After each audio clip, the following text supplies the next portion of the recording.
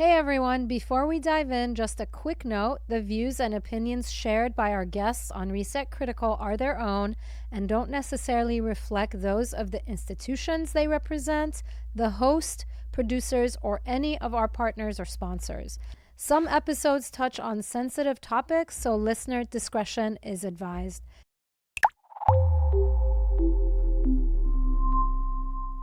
Hi, welcome to Reset Critical. I'm your host, Niaz Kasravi, and we are here to bring some sanity and level set some public conversations around some of the most important issues of our time. One of the foundational issues that defines the U.S. is racism and white supremacy. Whether people choose to talk about it, people choose to teach it, people choose to ignore it, it is a founding principle that this nation was built on, and it impacts our lives and our communities in more ways than anyone ever imagined. Now, for those of us who've been working on racial justice advocacy and correcting the harms of the past, I think many people saw what happened after the murder of George Floyd and Breonna Taylor and Ahmaud Arbery and so many others, and the awareness that was created and the movement that was beyond just the advocacy space and some of the advances that followed and some of the things that happened after that with regards to reforming the criminal justice system, helping put things into place to help end police violence, economic opportunities, and things like that. We saw that as somewhat of a racial reckoning in a way that some of us hadn't seen in our lifetimes. But in recent years, and especially after the election, the second term election of Donald Trump, we're seeing a visceral backlash and demonizing of that movement and that way of thinking and a rolling back of some of the strides that we have made. So whether that's a response to the progress that people were seeing and they feared, whether it's just how history flows, we're here to dig into some of those issues with two people that I respect very much and who have been at the forefront of racial justice advocacy and movements for decades. I'm joined today by two guests. First, we have Dr. Melina Abdullah is an expert on race, gender, class, and social movements. She is a professor and former chair of the Pan-African Studies at California State University, Los Angeles. Dr. Abdullah is also the co-founder of Black Lives Matter Los Angeles and of Black Lives Matter Grassroots. And in 2024, she was chosen by Dr. Cornel West as his vice presidential running mate in the elections. And my second guest today is Ise Lyfe, who is a social enterprise executive, professor at the Stanford D School, where he also serves as head of strategy for affiliates and external partnerships. He also serves as senior associate at Fair and Peers and is the CEO of Life Productives. Ise is also a poet and a spoken word artist and has more than 20 years of experience as a community organizer and an activist. Thank you so much for being here today. I know this is a busy time of life for people who are teaching and doing all the things that need to be doing, so I really appreciate your time with me today. Thank you for having me. Let's dive in. I give a little bit of context in the beginning. I'm going to start with a really broad question, and both of you can respond. How do you see the state of racial justice advocacy and movements in this socio-political environment under DJT 2.0? Is it different? Is it just continuation of the same? Is it a backlash? Yeah, it's different. It's absolutely different. I think that, and I don't want to speak for you, but I think that not only have I never seen this place, I don't think I've ever even imagined the place that we're in. You know what keeps coming up for me? Years ago, Sister Souljah had a song, Slavery's Back in Effect, right? Which always sounded like, no, that could never happen. But now we're at a place where everything's on the table, right? Many of the things, I never thought that the Voting Rights Act would be a question, right? I thought we won that. But where we are, nothing is assured. And I think that the crossroads we find ourselves in is whether or not we allow what's really unfettered fascism and unmasked racism to have its way with us, or if we are going to say, okay, that pulls us into the fight more fully, to not be comfortable and fight for our freedom, fight to maintain the freedoms that have been won, but also fight for what it is we dare to radically imagine for the world and for Black people and oppressed people and all the people who deserve our freedoms in this world. So do you think it's a backlash to progress that was made? Do you feel that we made progress since 2020? We made some progress. I don't know that I've ever called it a backlash, because I think that even without our progress, this is what they planned for us. I know people got all up in arms about Project 2025 like it was new, but remember, they'd been plotting and planning Project 2025 for more than a decade, right? So this is where they wanted to take the world. And they're using the steps, the very modest steps, and we've only taken very modest steps in the last 5 years. We're nowhere near where we need to be. So we shouldn't be bemoaning, oh, things were better in 2020. No, I remember what 2020 was. I remember what 2013 was when Black Lives Matter was born. I remember what it was before. There's no point in the past that was good for Black people. So I think it's important that we radically imagine where it is we want to go. I'll say this, and actually, Ise, I would love to hear your, I know I'm not the host, would love to hear your perspective. This is a free-flowing. So I teach, my training, my PhD is in political science. I teach Pan-African studies, and normally I teach through a social science lens.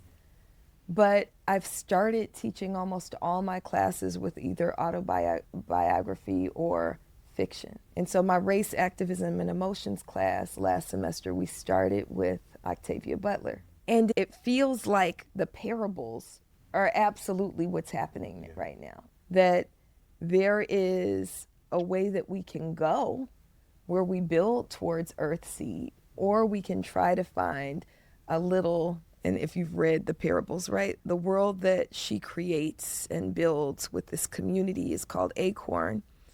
And Acorn eventually gets destroyed too. So we can try to find our little niche in a world that is meant to drive us into slavery, or we can dare to radically imagine the world that we all want, need, and deserve, and work towards that. And I feel like that's where we need to be. And then lastly, I'll just invoke Mama Assata Shakur, because you mentioned Sanity, right?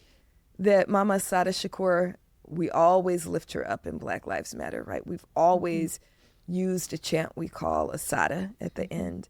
And there's a lesser known teaching by Assata Shakur where she says, because these are crazy making times, and Mama Assata always reminded us that only the strong go crazy. The rest just go along. So I'd rather be one of the crazy ones who dare to radically imagine the world that we deserve than one that just goes along with an evil plan. And I never use the term evil, but now evil times call for calling it out, rather than one that just goes along with that. To your question around my thought about the times and things, where we are, is it worse or not? I was 10 years old when what would later start being called the crack epidemic in this country emerged.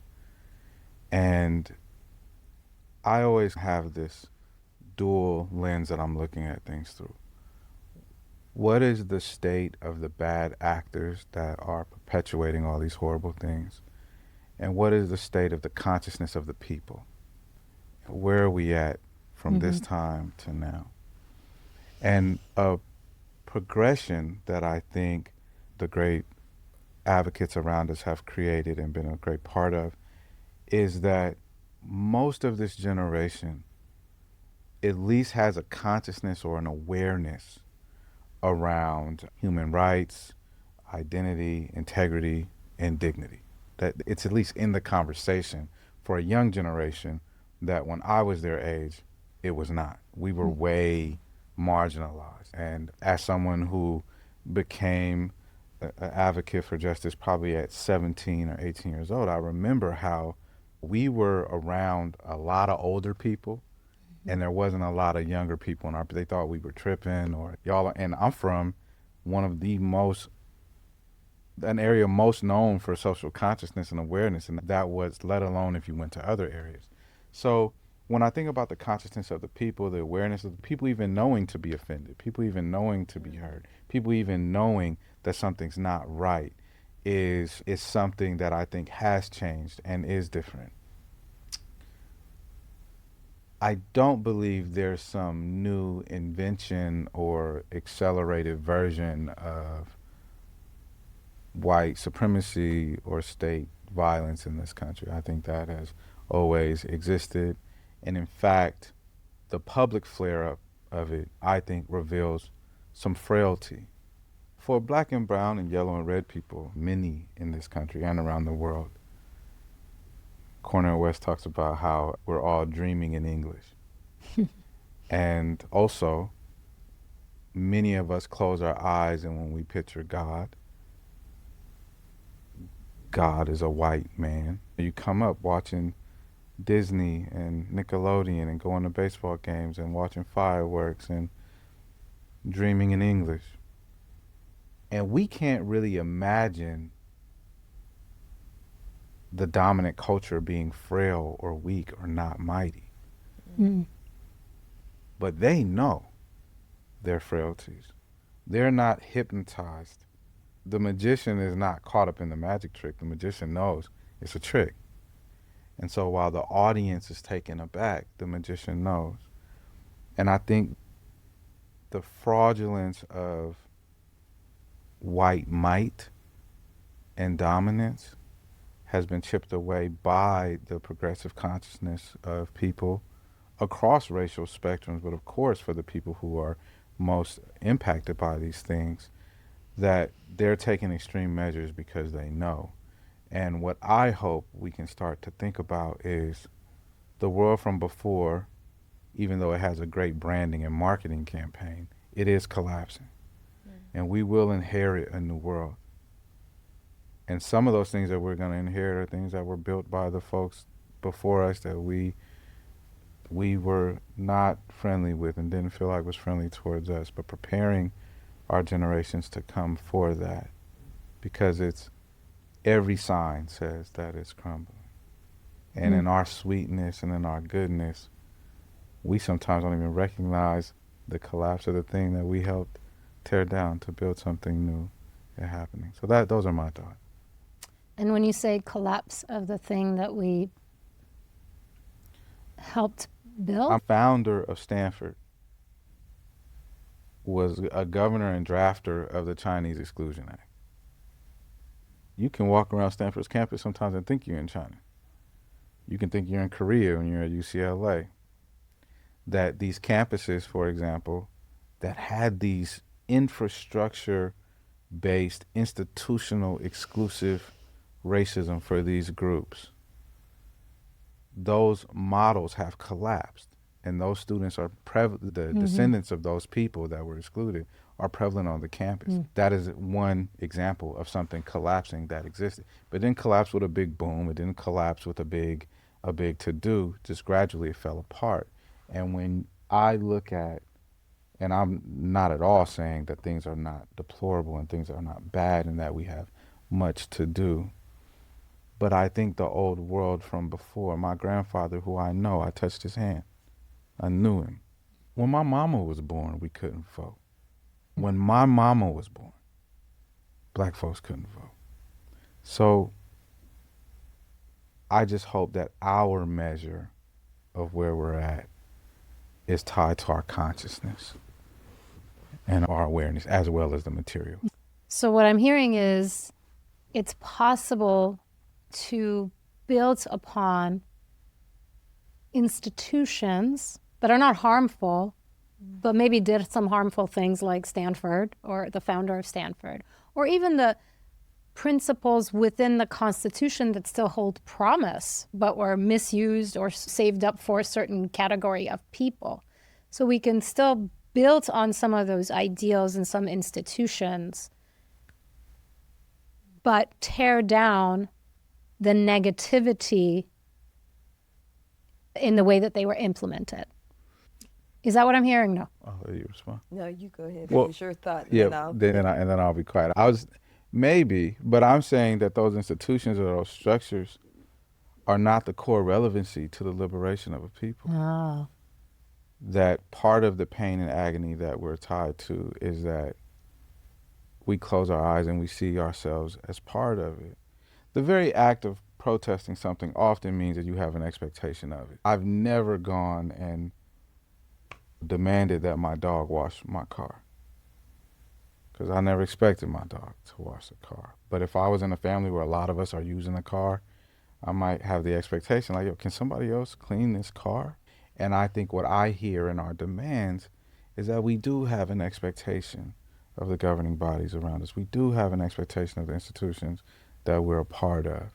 And I just hope that our measure of how good we're doing is not inextricably tied to the state of these institutions that were never built for us, but they are crumbling. And even the leaders of them are saying that, which means that we are inheriting, all of us, and by all of us, I also mean the insects and the trees and the beings in the ocean are inheriting a new world that's coming. And that's my thought. You were saying. So I'm following the thoughts. The second point that you made is the one that I would like to zero in on. The idea of the crumble, that the crumble is not bad, right? People, because we've always known something, sometimes we tie ourselves to that thing, right? So we tie ourselves to universities and we go, how can we make it better? Some people tie themselves to policing and say, let's reform policing. Let's have community policing, right? We tie ourselves to what we know. But really, in order to get free, we have to remember why these institutions were built in the first place, right? Police come out of slave catching. There's no debate, right? They come out of slave catching. Prisons come out of plantations. These are not redeemable institutions. Stop tinkering around the edges of fundamentally unjust systems. Let them fall. Let them fall. And that doesn't mean we don't want safety. But I'll say, and I think I speak for you and me. I imagine you do. When I say no black person on the face of this earth has ever felt safer because a patrol car pulled up behind you in traffic. We didn't go, ooh, now we good. So we want safety, but we know, when do we feel the safest? I feel safe when my neighbors are outside. I feel safe when I'm around my family and community members. I feel safe when people are fed. I feel safe when I hear children laughing. That makes me feel safe. So we have to, this moment, I believe, calls for courage for us to say, let's untether ourselves from those institutions that are crumbling. Let's untether ourselves from them and say, even institutions like you and I teach at, right? And I'm at a public institution, right? Even institutions like that, education doesn't have to come from Stanford. What do you know? You talked about having your hand in your grandfather's hand. I bet you those teachings, I know for me, those teachings are more important than what I learned in a classroom 100%. at USC, right? Or even at Howard. I went to an HBCU for undergrad. I learned more in the after hours part of Howard, in the Black Nia Force meetings, in the HUSA office than I did, even though I had some great professors, right? Yeah. That's interesting. I loved my education, both undergrad, but especially grad school. I had some amazing professors, but hearing you talk, and I really am a firm believer that we need to have a great educational system in this country. If anything, after the election, one of my first thoughts was, we got to invest in education and mental health as two top priorities. But this conversation, I think I'm verbalizing it for the first time. It's something I've known, is that all the great things I learned in undergrad at UC Irvine through my professors at the criminology department, how I apply it and what I do with it is informed but by what I learned from my parents, from my ancestors, from my faith, from my community. Because there's people who studied criminology who are not doing, I'm not going to put anybody down, you do you, but the way I practice it has so much to do with the education I got before my formal education, I believe. Right. I should be careful because I do believe in formal education. Yeah, I do. Like I do believe, I don't want my kids thinking they get to drop out now. But also letting it crumble doesn't mean that we don't have something in its stead. It means that if there's somebody better, so one of our teachers, we call him Baba Akili, one of our leaders in Black Lives Matter. I know Baba Akili. Yeah. He and I worked together briefly at the NAACP. Yeah, Baba Akili's everywhere. Baba Akili is everybody's Baba Akili, thankfully, some of these spaces have made space for one of the most brilliant, courageous folks we know among us who does not have a formal education. Who's going to teach you labor studies better than Baba Akili, one of the only Black people to form a labor union, right? Nobody's going to do that. So we have to think about that. We have to think about also this whole exclusivity thing, right? That this is one of the things we tether ourselves to. My degree is from such and such. Why do we need to be exclusive? Why do we only need to let certain people in? I always felt, let everybody in and they'll do it or they won't do it. Yeah, exactly. You don't read the book? Okay, then you don't get it. Yeah. Right? Yeah. Some stuff we shouldn't be, it's a shame that we go and learn it in institutions.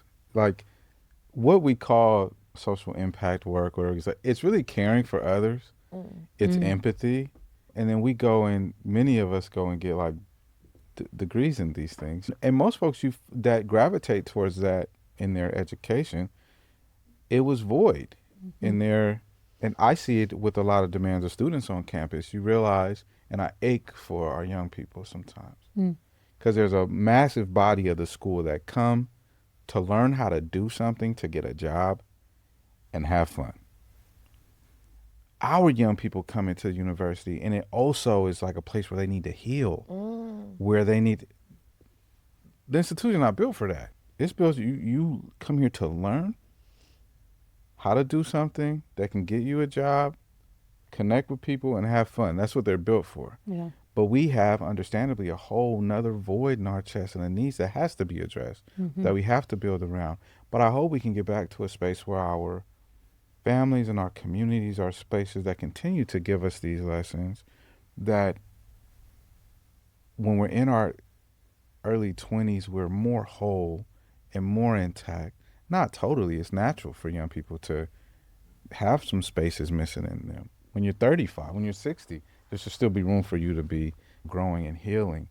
But I think that's a big part of it too, that we've exotified. Yeah. Through, I mean, we talk a lot about like the prison industrial complex or the military industrial complex. There is a nonprofit industrial complex that has exotified caring about people. Yeah.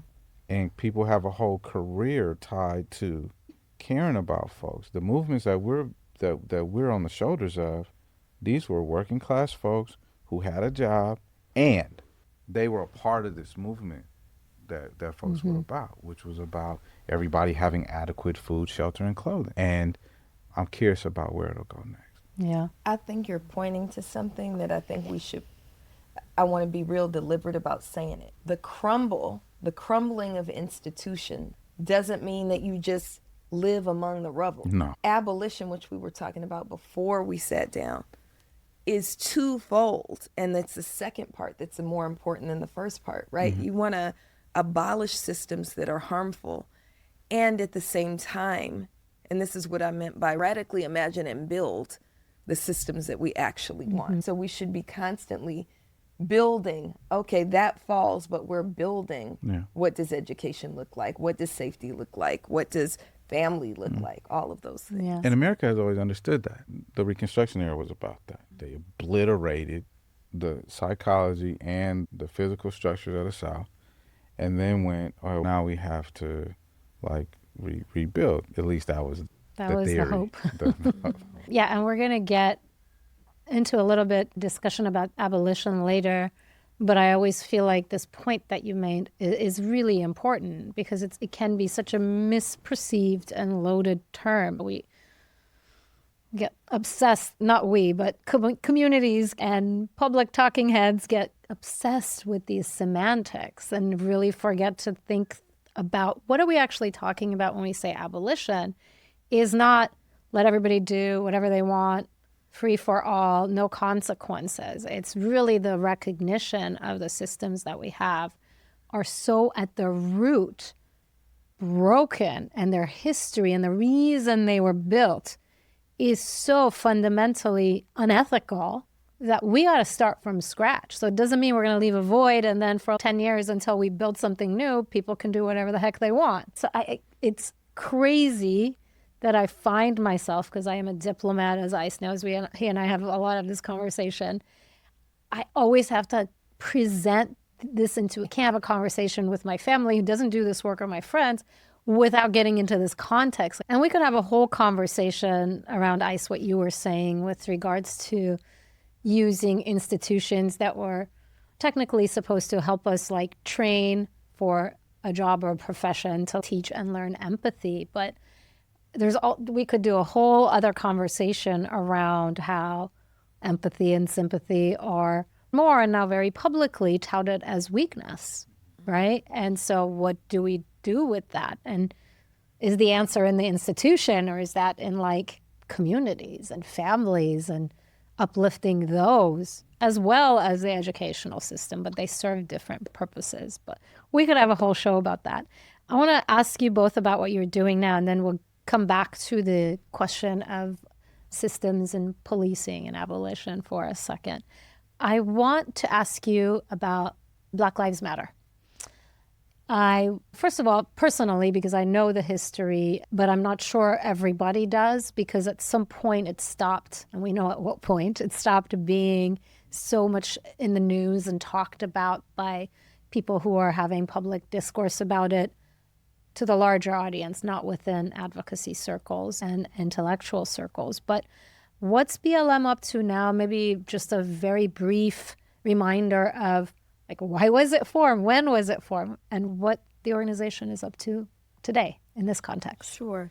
So I organize with Black Lives Matter Grassroots, which is the original form that Black Lives Matter, what we birthed in 2013, which is movements on the ground, people on the ground, regular folks. When Ise talks about you got a job and then you do something, right? So I'm an educator. That's the job that pays me, right? But I feel it to be, I know it to be my sacred duty to fight for the freedom of Black people. Jan was a school bus driver, right? And she's a mother of 2 sons. She can't just leave the world as it is for them, right? This is what Black Lives Matter was birthed to be. So July 13th, 2013, that's the day that the murderer of Trayvon Martin was acquitted. And many of us poured into the streets. Here in Los Angeles is where Black Lives Matter was born. I was in the streets with my 3 biological children, the children that came through my body, but also my spirit children who were my students, right, were also with me in the streets. And there were hundreds and then thousands of us in the streets making the demand that Black Lives Matter. Many of us had been organizing for many years before and had been part of the movement for justice for Oscar Grant or justice for Devin Brown. And what Black Lives Matter was intended to be is for us to build a movement, not a moment, recognizing that you can't get justice for Trayvon Martin just by pushing his name. We have to transform systems. And so for years we built that way, never had much money. In fact, we had no money. We were mostly digging in our pockets to pay for $1 burritos from El Pollo Loco to feed each other and hijacking copy machines at work, right, to make flyers. And then in 2020, so this is the abbreviated version, we've been building, had about 40 chapters around the country. And then in 2020, in the midst of the pandemic, Ahmaud Arbery is killed and Breonna Taylor is killed, and then George Floyd is killed.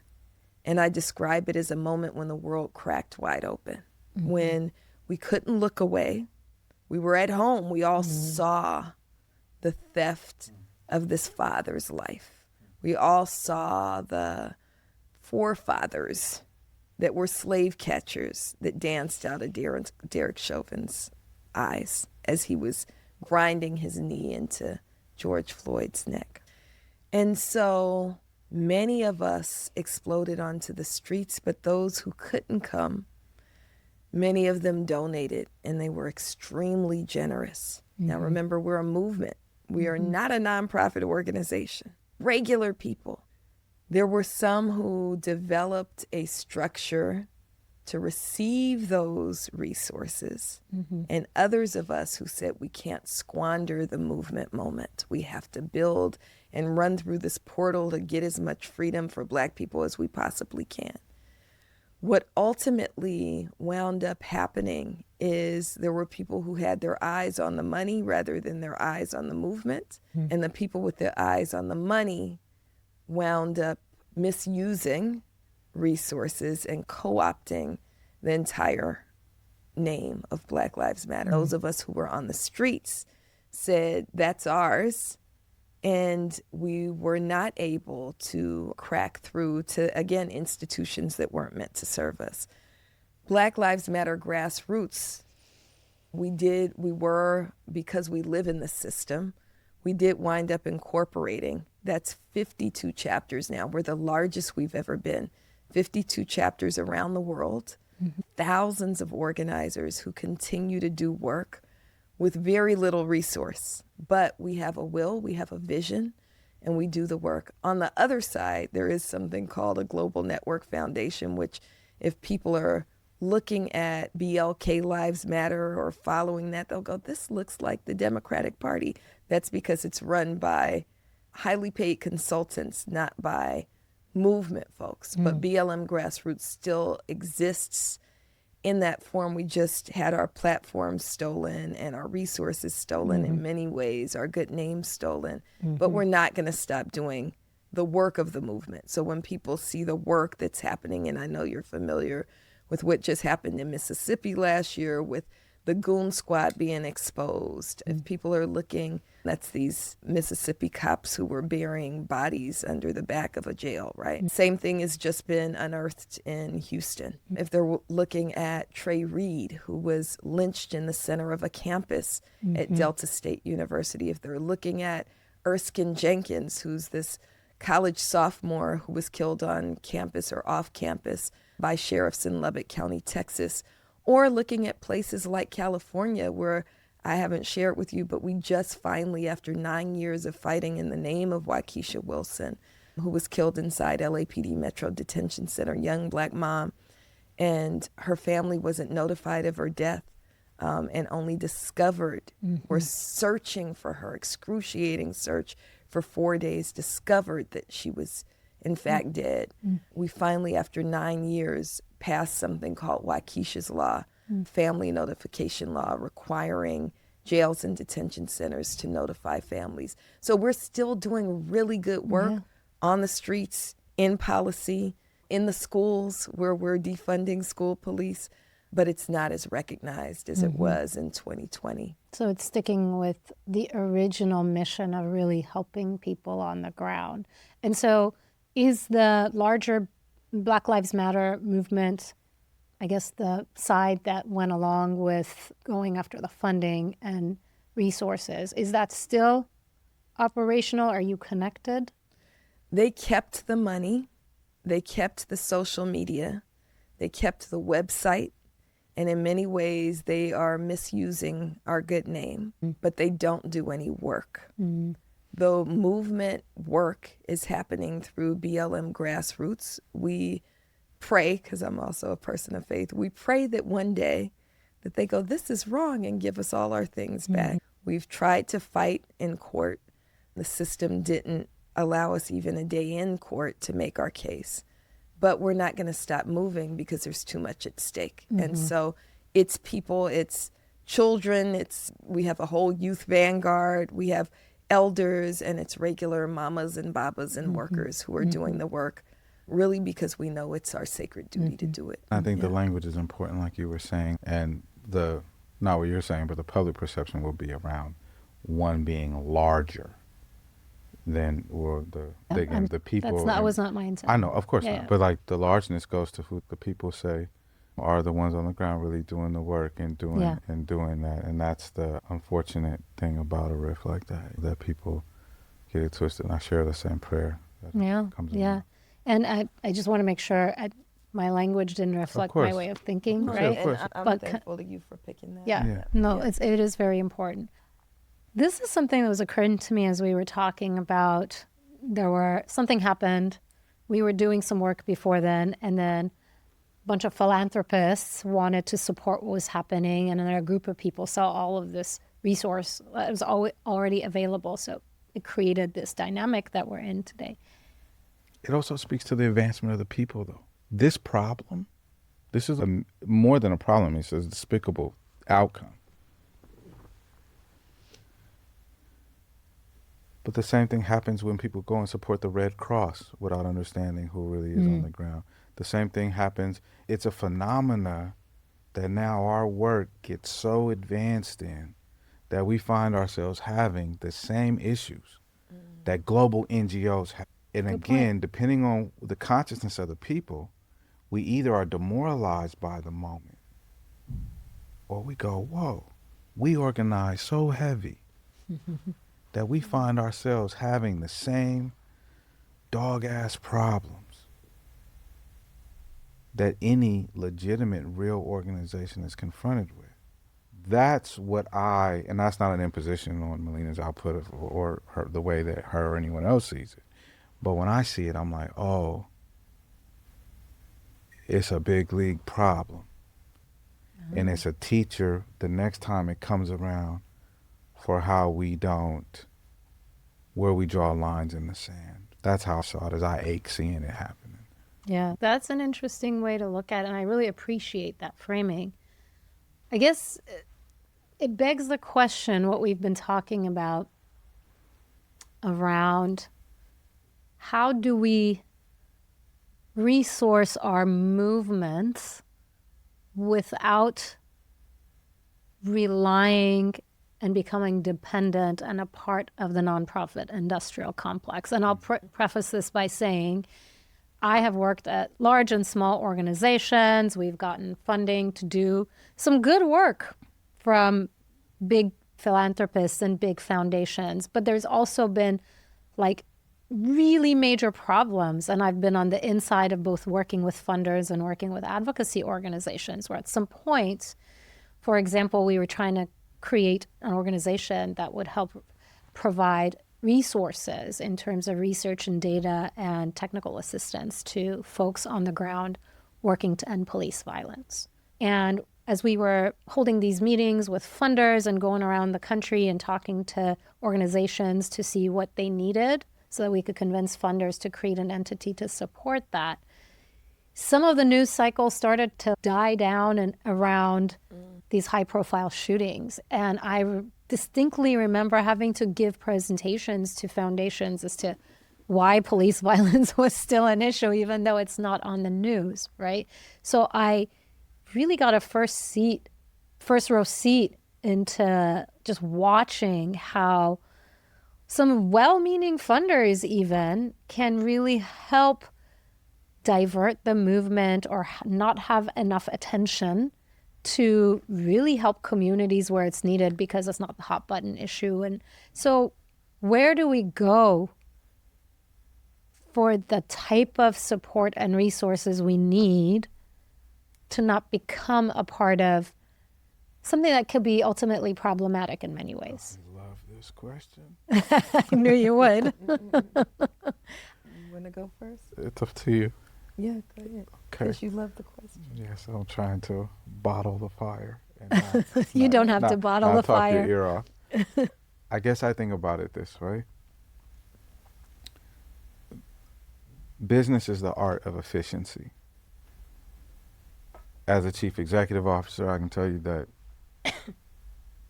if you are efficient, have a plan, organize and strategize around the plan, and you deliver on the plan in a business context, even if you don't want to make capital, you do. Business is the art of efficiency. Politics is the art of negotiation. Marginalized communities with nothing to negotiate suffer, because in that sphere, and the main way to be neutralized for having something to negotiate is to just receive something. I believe in reparations. I believe in the foundational world is not doing us a favor. That's an owed thing, for sure. But I think your question was, what can we do or where can we go? I think we go to the same spaces with a new disposition. And that disposition being one, foundation.org, we appreciate the $100 million contribution. What can we do for you?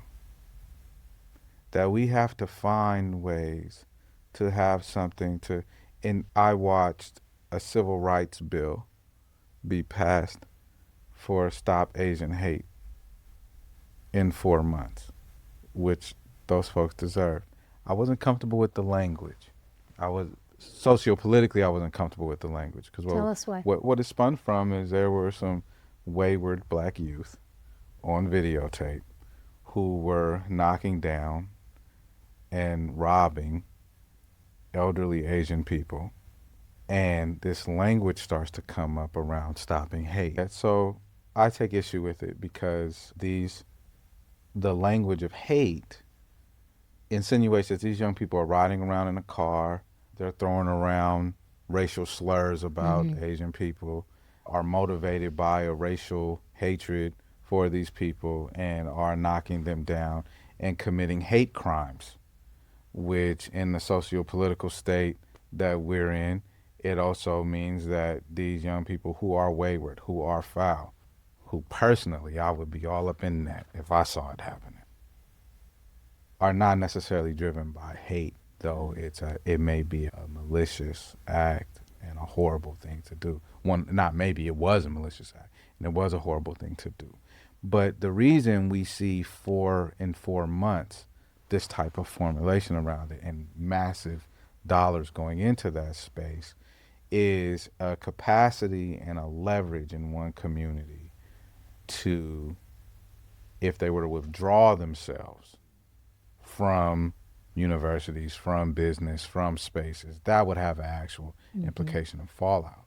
So I think that, and we have an inherent value, black and brown folks in communities, we have inherent value in this system to go in and negotiate something. But I think that often what we are trying to negotiate is our history and our humanity.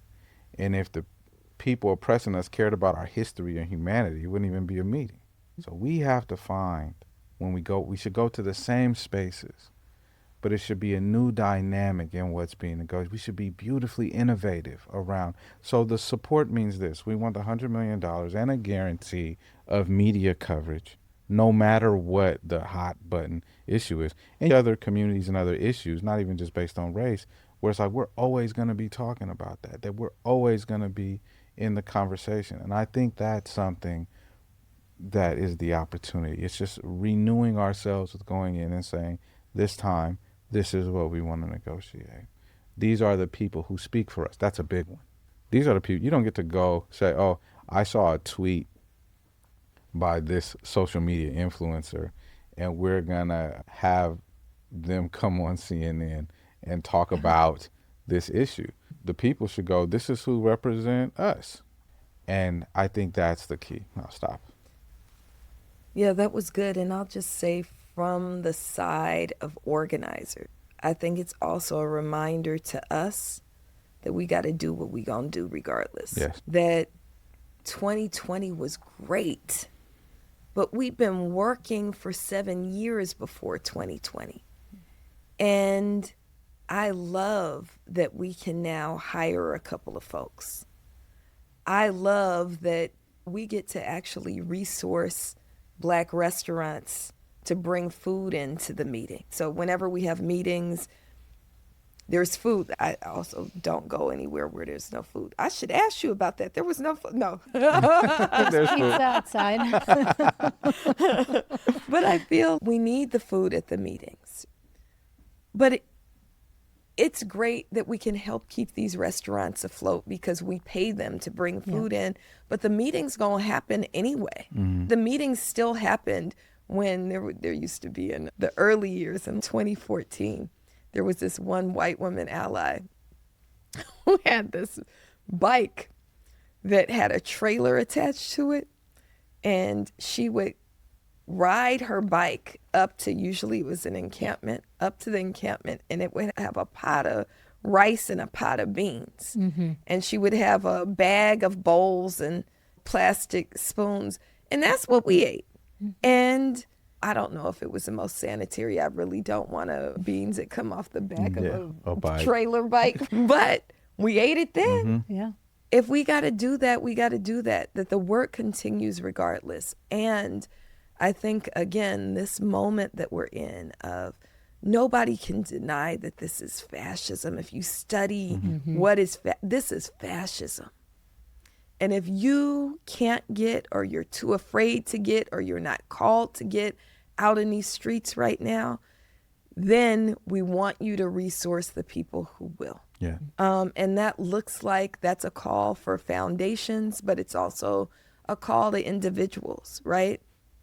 It's a call to people like my mother who are retired school teachers and might have a little bit left over in their retirement check this month.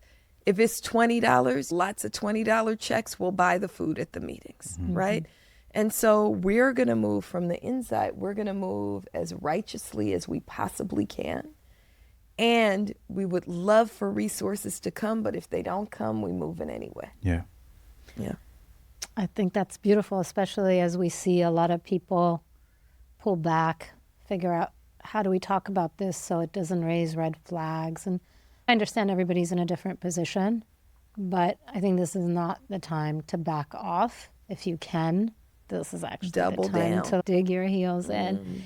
But Ise, before we get back into the issue of policing, what you said earlier about having something to negotiate with, I wonder if you, because in the last several years, actually I think throughout your career, but especially noticeably, building on the racial justice work that you've done, you have devoted yourself to finding alternative paths to build on your racial justice advocacy through design and business innovation.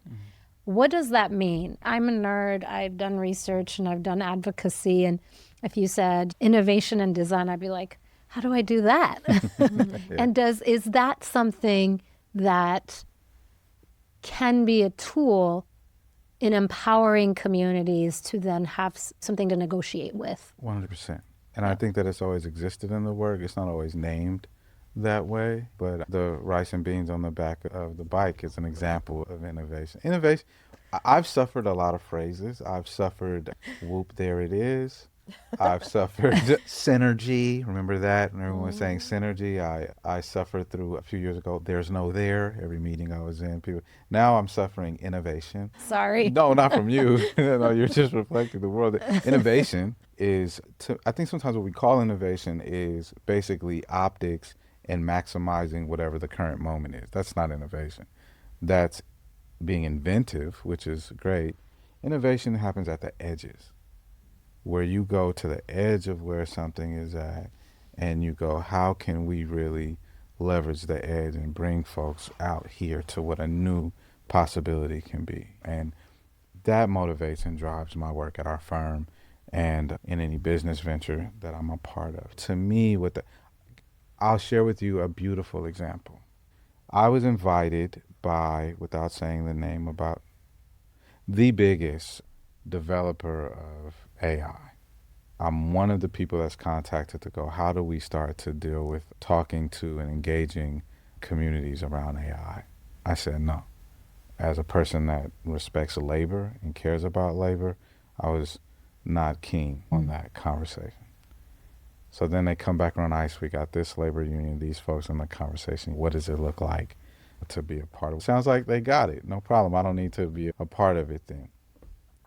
They created a commission to go around and bring communities together.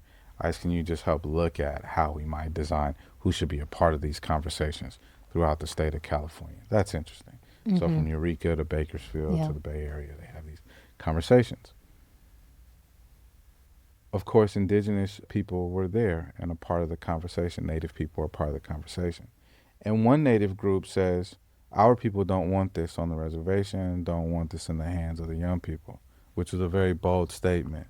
And this is, there were certain tribes at the advent of photography that were saying, we don't want our photograph taken. Of course, the Pilgrim photographs themselves taking the land of the people.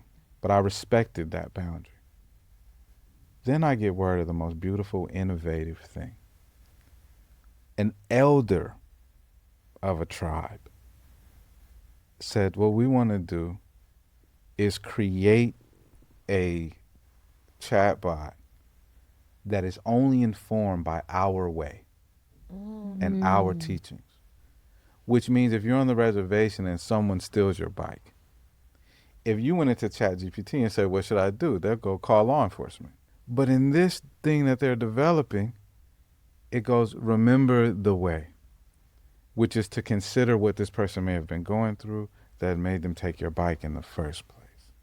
That is an example of designing at the edges and innovating.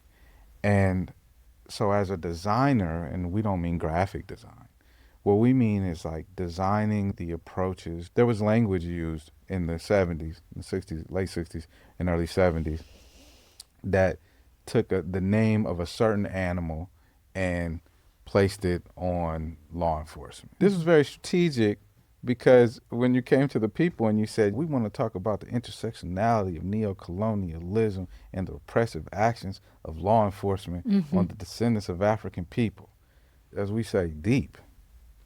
But if you were in Oakland, California in 1971, either you or your grandparents were from the South and everybody was familiar with certain animals that was on the farm. And one that just rolled around and would eat whatever and was dirty and filthy and clumping around that you could laugh at, that you were familiar with. And that language that was design. When you see the 10-point plan of the Black Panther Party, when you see the way that SNCC dealt with conflicts within the organization, that was design. So we come from a long lineage of design. I'm born near the end of the 20th century. I became a man at the dawn of the 21st century. I will die as the 22nd century approaches. I have to look at my offering professionally and as a human rights person within the arc of the times that I exist in. You see a little baby right now, 6 years old? That baby will live to see the year 2100. That's we designing for little humans that will be alive in the year 2100. Design and innovation is about, whether it's in our social impact work or in our business work, one, them being more married by the day, that we're building for the times that we're headed for. I was in the sister's office. She doesn't know I'm going to tell this story. I'm going to tell this story. I had just moved to Los Angeles. And if you're from our cloth, you got to go see sister. And I went and saw her. She was chair of her department and still teaching. And she had members of her team in the morning meet with her. And I was invited to meet her there, and then we would walk to your class. I walk in there, there's 4 sisters in there already. And I'm an inanimate object in the conversation. They're talking, good morning, how are you, Peach? And I step out for a minute and I come back. I swear to God. The chair of the department, a lead professor at the department, is sitting at her desk, and there's 4 sisters in there with her, and they doing this.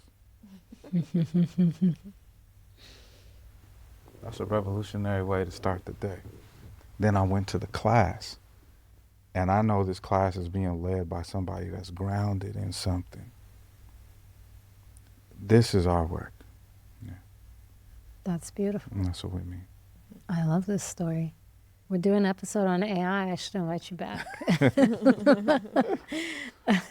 That adds a lot of complexity to it. Okay, I'm going to get your reaction. We're going to go back to discussing some of the topics we've been talking about, particularly policing and police violence. If my sister doesn't call me back again, we can watch this together. We watch a video of the 1992 beating of Rodney King by LAPD officers and how the officers were ultimately acquitted, leading to protests in Los Angeles. The protests were further fueled by the killing of a black teenager, Latasha Harlins, by a convenience store owner in Koreatown. Then LA Mayor appointed a commission to study and issue recommendations to address the problem of excessive use of force by the LAPD. You can find a link to the video in the description of this podcast. I just wanted to get your reactions this many years later. Initially, we have a whole lot of work to do. And I think that when we look at the response to the Rodney King verdict that you saw and what that outlines as institutional responses, but there was also a response on the streets. And I remember I was not yet in Los Angeles. I was a teenager when this happened. And what Rodney King represented for so many of us, I'm born in 1972 in Oakland, California. We're from the same place. For so many of us, Rodney King was simply a visible confirmation of every truth we knew. That what happened to Rodney King was a bad beating, but all of us had experienced abuse at the hands of police. And so I was 19 when the verdict came out, and I was at Howard University, and I remember there were uprisings everywhere. Of course, the most intense was in Los Angeles. But for many of us, wherever we were, we said, is this the revolution? Has the revolution finally come? And it wasn't because of Tom Bradley. It wasn't because of any formations of task forces. It was because people on the streets decided they were going to make our constant abuse something that nobody could just look over, right? And so we got to look at what also happened in the streets as really pushing those institutions to do more for community. And I think we're at that crossroads again. I agree 100%. And I think it's a beautiful question. And the only thing I have to add is a framing around, even at, and even like the different types of universities or even like business corporations, there's this thing that's coming up where people are challenging capitalism. That's right. And it's on their tongue, which is being, I'm not a capitalist, or I'm an anti-capitalist. Casual conversation. The police are the janitors of capitalism. Explain. Socio-politically. To protect and serve the wealth of the people is to protect and serve the people who have wealth.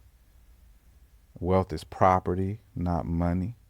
So you might see a rapper in a music video throwing money in the air. They're not throwing houses and land in the air. Or their own ownership of their own. That's their own music even. Right, yeah, right, it's not right. contracts or deeds to something. So the job description, so the function in a capitalist society of the police is to be janitors of just cleaning up capitalism, especially that line between the people who have and the people who do not have.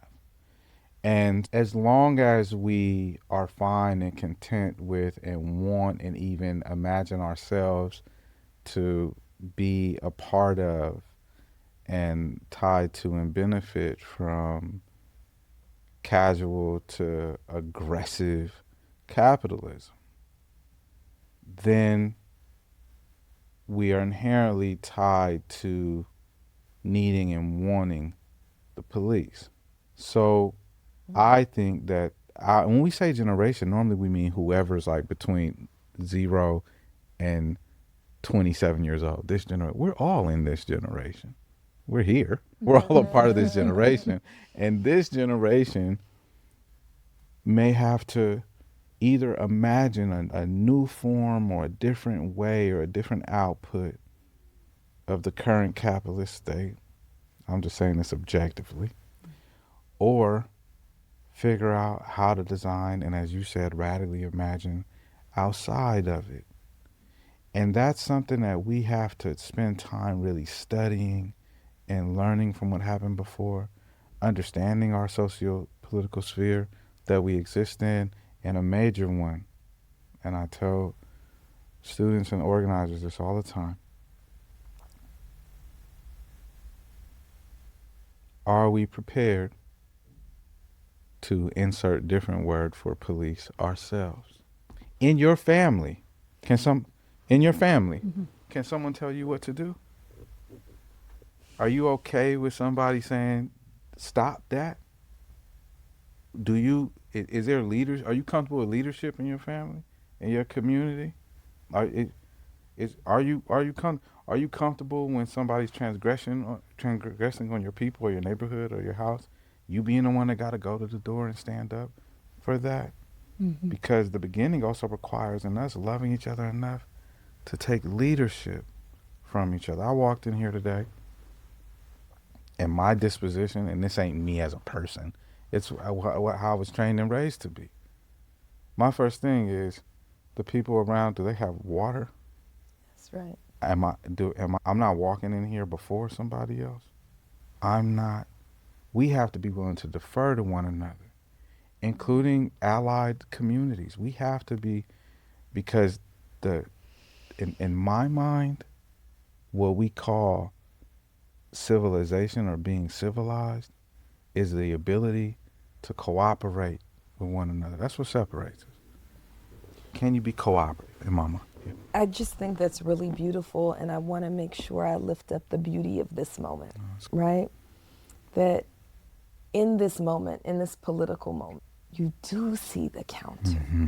You do see that everybody now knows the term mutual aid. As this fool in D.C. is cutting SNAP benefits, what's all over my Instagram feed, people going, I have free produce from my own garden. Do you want some tomatoes? You see it. There was a little blip of people going, we gonna sit this one out when the ICE raids. Mm-hmm. But that was a blip. Yeah.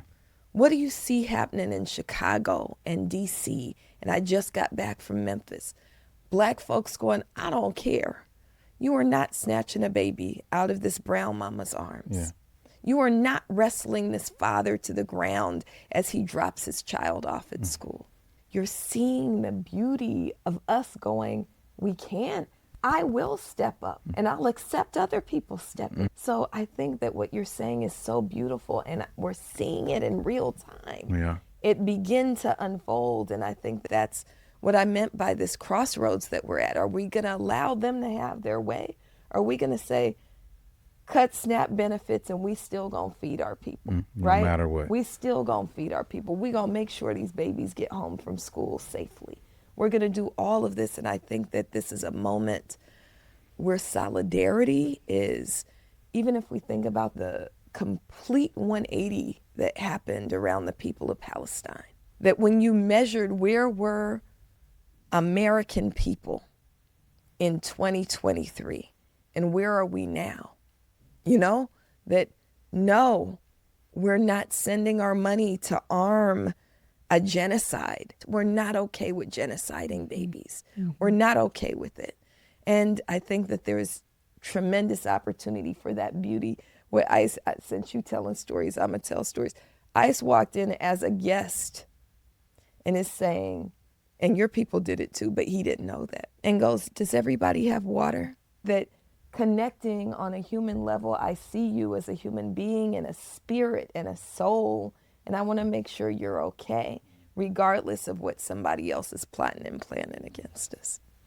I love that. I wonder, and I think I have my own thoughts, but I really want to hear from both of you. And Ise and I have had this conversation. You mentioned capitalism and its relationship to policing, and I've been,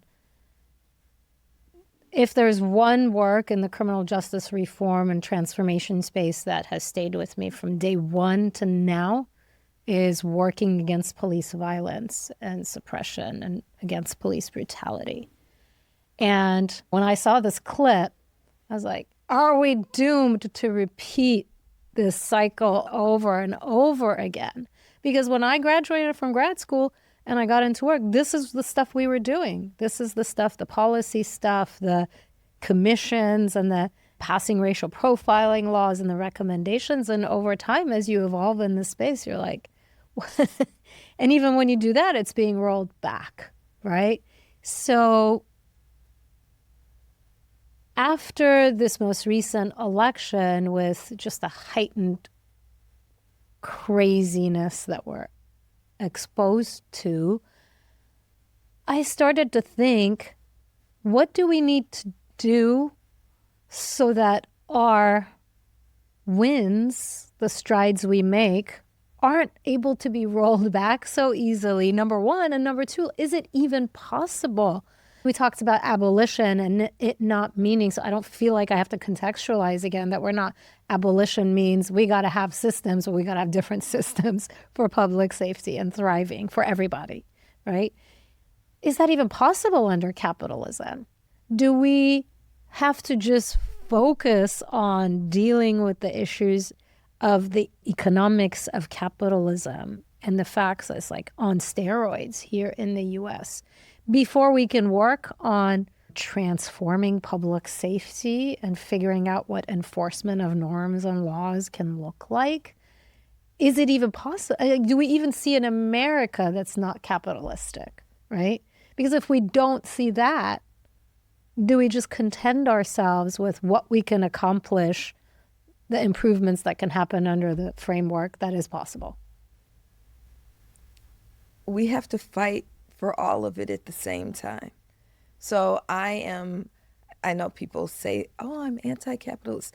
I am a socialist. So I'll be very clear about what I believe in. I'm a socialist, not a Marxist socialist, because I do believe in God. But I'm a socialist, and we have to be willing to challenge capitalism and bring down capitalism. And that doesn't mean that at the same time we're not trying to bring down policing and bring down prisons. We got to do it all at the same time. With Paul Robeson say, the battlefront is everywhere, there is no sheltered rear. So the battlefront is everywhere. We have to be willing to fight it all at the same time. And we can't let anything pass. And I know that feels exhausting, but it doesn't have to be, because if you're fighting and I'm fighting, it can all happen together. And I can trust you to fight in your spaces, and when you need backup, you call me. And we have to fight it all at the same time. But yes, capitalism has to go in order for us to have any permanency in the wins, right? Otherwise, it's just modest reforms, which I also feel like some people discount reform too much. We have to have non-reformist reforms. And even the fiercest revolutionaries, the Black Panther Party used to talk about survival pending revolution. We have to have those as well. But the goal has to be complete transformation, and we have to fight it all simultaneously. And then this nation, when I think about, when you hear people talking about people who are like conservative Republicans, they'll go, our nation is at risk of collapse. And then you'll see people on our side going, this place is collapsing. I don't picture it in flames and in shambles. I think it's going to be like Italy. People just walk around, look at the old buildings, non-factor in the world. And when people talk about America, like when I'm in Europe, they go, oh, the gun violence, I can't believe it. Here we have no guns. I go, yeah. When Rome was 200 years old, it was all kind of spears going through asses in Rome. Part of it is just the aging of a nation and a place. I think it's going to be harder and harder to find generations ahead that will legitimize violence, that will participate. They won't legitimize celebrity. If we're not careful, they're not going to legitimize even voting or being in the mix in that way. I think that what we're seeing is something like we've never seen before. And the reason to build new ways is because otherwise I think we have generations to come that'll just throw their hands up and just let it go. And infrastructure is necessary. And culture and systems and traditions are necessary to uphold humanity thriving. I believe that. I agree with that. I wonder, two more personal questions now. You both have a very deep care for communities and a very deep care and passion for fighting against oppression and state violence. It's very obvious through your work.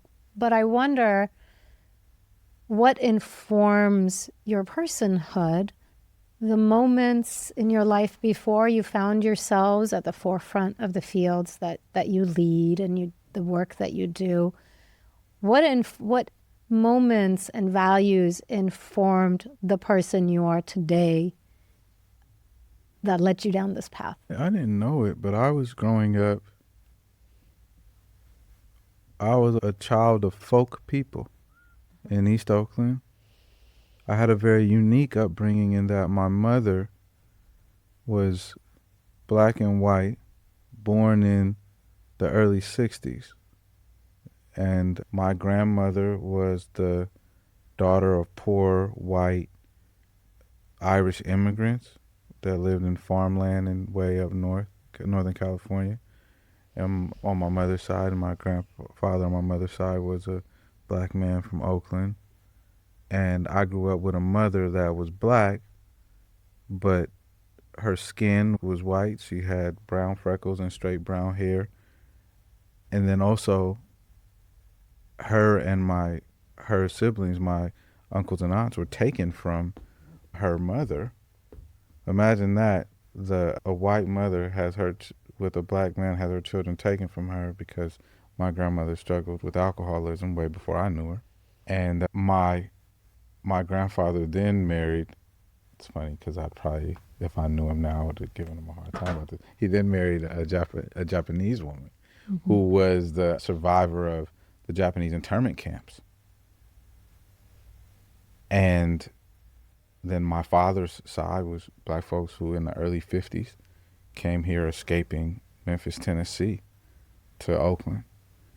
And so I grew up in the Bay Area in this like socio-political environment, in this family that was very different, who would notice if the price of milk went up 25 cents and would talk about that. I grew up going to farmers markets and growing up in this little poor neighborhood called Brookfield in East Oakland off the 880 freeway.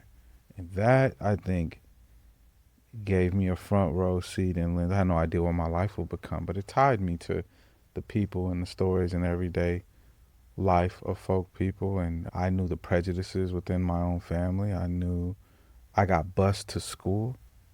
So I took a bus to high school. It took me an hour and a half on a bus to get to a school called Skyline High School. And I went to Skyline. Did I know? I think I did know. Oh, yeah. The bus takes you through the ghetto and up the hill. So every day I saw classism. I saw that. And I think it gave me, without knowing, just a lens into race and a lens into poverty and class. And then the first time I went in a prison, it wasn't to go do a workshop. I went in a prison because my brother was serving 8 years in a state prison. And one time, I'll tell you this, one time I went to visit my brother in prison. I was 13, and Suge Knight was in there. He was incarcerated, and there was all this attention around Suge. And my brother said, Ice, I want you to meet somebody. And it was this old brother in the corner playing cards by himself in the visiting room. He said, Ice, I want you to meet my friend Geronimo. And it was Geronimo Pratt. Wow. In Mill Creek State Prison. So all of these experiences informed me, and I was blessed to have some great teachers in my teenage years that gave me the foundations of a socio-political education, which everyone should have. Yeah. That would be my answer. I'll say everything good in me comes from my mama. So my mother is born in the segregated South. Beaumont, Texas is where my family is from. And my mother was an elementary school teacher in the Bay Area. And she continues to try to guide me. I was born in Oakland, California in the 1970s. And so I was born in a time and place of consciousness. I'm grateful for that upbringing. Grateful that I went to the only high school in the whole country that had a Black Studies department.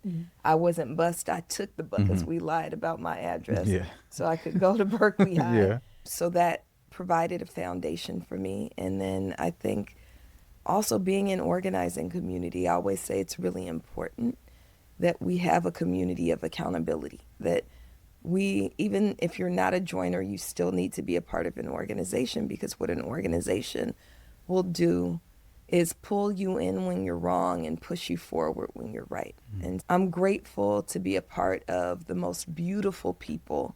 I love organizing with Black Lives Matter Grassroots, with the families of those. I say I hate how I met you, but I'm so grateful that I get to call Waukesha Wilson's mama and auntie my sisters. That I'm grateful for it. And then my children also are movement babies, and so they keep me as much as they can aligned with what I say I believe, like including feeding them. One of them, I'm going to say this, one of them said, "Mama, I don't even know how we eat sometimes." And then the other one looked and goes, "Meeting food." So it made me say, all right, I'm going to cook at least once a week, Yeah. So here we are resetting some critical conversations. What is a conversation, both of you, that you'd like to reset? It doesn't have to be about anything we talked about. It can be. It doesn't even have to be a serious topic. But I want to hear about something that you think has gone off the rails or just misconceived or mispromoted. So here's a random thought I had yesterday, which is probably terrible to talk about, but you asked. So also on my feed, so I was saying on my feed, there's this beautiful stuff about food and mutual aid and all this stuff. Also, what keeps coming up on my feed is how to communicate or how to play a game of relationships. So I feel like that's going off the rails. I feel like people are being coached on how to communicate, especially romantically. And I feel like we should just not be coached and just be real. And I don't want to have to know for every time he texts you, you wait 10 minutes to text him back. That's bad advice. Right. No, but like I don't. rules. Is it Yeah. bad advice? I don't know. No, I'm but saying I'm that- also single, so maybe I do need the coaching. But I also feel like that's gone off the rails, like how everything has become a strategy and everything's about doing things the right way. And it's why am I relying on Instagram instead of asking you, do you like it when I text you in the morning? I don't want to rely on the coach on Instagram. And I feel like a lot of this, and maybe this is, again, talking and thinking is a terrible idea, but maybe this is really what I'm trying to get to. In a lot of ways, what's gone off the rails is technology mediating relationships. The relationship is really the most important thing. And so I think that. I think let's spend some time putting down phones and just talking and making mistakes and putting our foot in our mouths sometimes, but also laughing and growing and developing real relationships and friendships. That's a good one. Yeah. I was going to talk about resetting the conversation on relationships. So I will say something else then. I think that, but I agree with that 100%. I think I see a lot of touting online and conversations around securing the bag. What does that mean? It means to get the money, about just pursuing money and capital. I think the business and careers that we choose should be organized expressions of our spiritual self. And I would reset the conversation around the pursuit of like money and capital. I think that I used to get so annoyed early on when very wealthy, especially it was like people who had gotten wealth in business that was tied to culture, be it hip hop or fashion. And I was around a lot of those folks, and they would say, if you want to make money, don't think about money. And I was like, that's easy for you to say. And I wasn't a money motivated person, but I would hear them say that to people who were. I think it's true that the things that we obsess over, we never get. And I think the conversation around money should be reset to a conversation around prosperity and wellness. Mm-hmm. And if you have money, it's a job. It's not money. And people who think they want it, most people who want money don't want a job. And money is a job. So I think that's the conversation I would reset alongside the relationship thing. But what I love about the relationship thing too is just like I was saying, I was talking about police as a function in capitalism. All of this strategy around relationship is because what the system is counting on is our relationships being tied to your Visa, MasterCard, to you buying a home.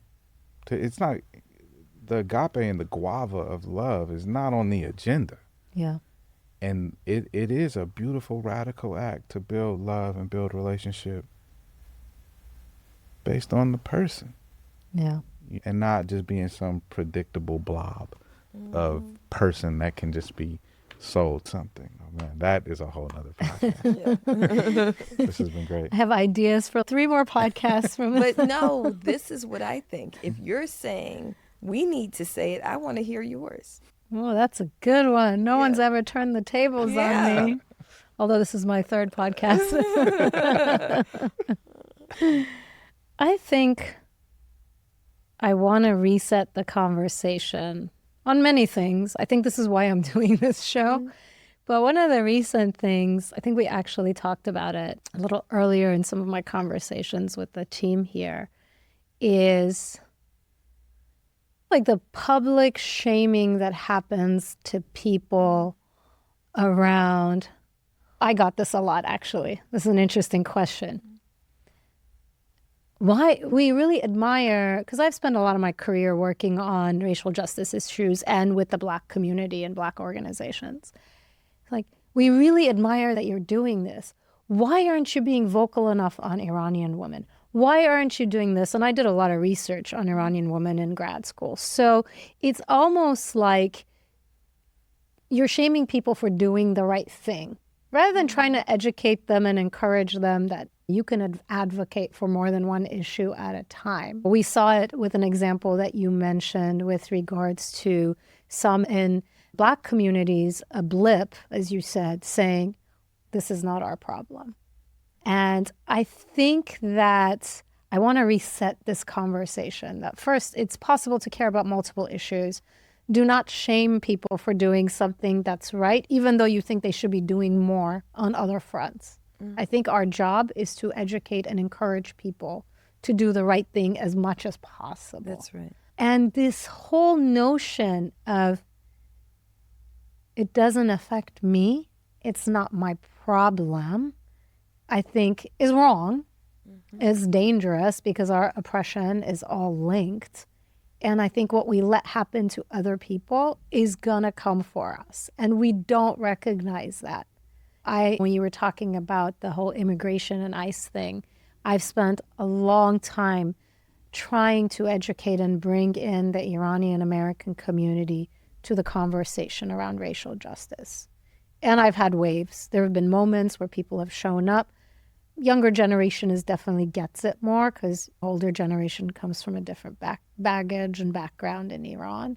But we haven't shown up, I think, as a consistent ally with other communities of color. So I really want to reset these conversations around not my problem.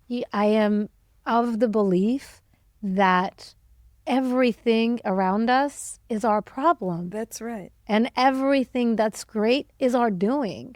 I'm not an individualistic person. I find myself driving in downtown LA, and I swear to you, as crazy and corny as it sounds, I see a homeless and houseless person, I apologize to them, even if I'm driving in the car. I am sorry that we let this happen to you. That's right. That's right. And I just want people to begin to recognize it's all ours, all of it, the good and the bad. I love that. Yeah. Thank you. I've kept you a very long time, but I have really enjoyed and learned from this conversation. So I want to thank you again for spending a big chunk of your day here with us.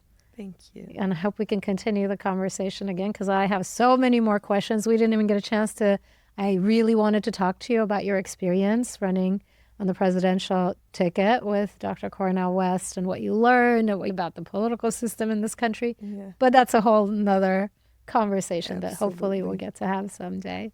So thanks you. again. Thank you. Yeah. And thank you for joining us today. That's it for us. I hope that you've enjoyed this conversation and that you will take it with you into your world and reset what you can. Please follow us on all the social media platforms and subscribe on all the platforms that you listen to podcasts. Until next time, stay hopeful.